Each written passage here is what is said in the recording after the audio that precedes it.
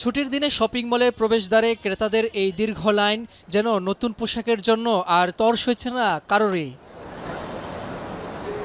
বিপণী বিতানে প্রবেশ করে যে যার মতো পছন্দের পোশাকের খোঁজে ছুটে যান দোকানে দোকানে। থরে থরে সাজানো নানা রং বেরঙের পোশাক ঈদ উদযাপনের অন্যতম অনুষঙ্গ, যা বাহ্যিক সৌন্দর্যের সঙ্গে রাঙিয়ে তোলে ক্রেতার মনকেও। বেশ ভালো কালেকশন এবং বেশ ভেরিয়েশন আছে এবং দামও আমার কাছে মনে হচ্ছে যে উইদিন রেঞ্জ। কালেকশন ভালো, বাট ঈদের বাজারে তো দাম একটু বেশি থাকে, তো এবারও বরাবর মতো আর কি সচরাচরের থেকে দাম বেড়ে গেছে আর কি ঈদের জন্য। নানা বয়সী মানুষের ভিড়ে এখানে আসা ক্রেতারা বলছেন, পরিবারের ছোটদের জন্য পোশাক কেনার পর এখন তাদের পালা। যদিও বছর ঘুরলেই থাকে পোশাকের দাম নিয়ে অভিযোগ।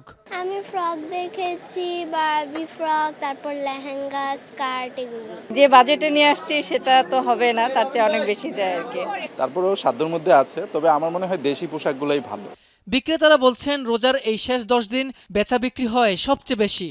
বিদেশি পোশাকের সাথে তাল মিলিয়ে বিক্রি হচ্ছে দেশীয় জামা কাপড়। বাচ্চাদের প্রোডাক্টটা সবার পর থেকে আমাদের প্রচুর সেল হয়। এখন আসছে আমার এবং আমার মিসেসের জন্য আর আমার শালীর জন্য। ক্রেতারা বলছেন, ঈদ উদযাপনে কোনো কমতি রাখতে চান না তারা। সামর্থ্যের মধ্যেই রাঙিয়ে তুলবেন আসছে ঈদ।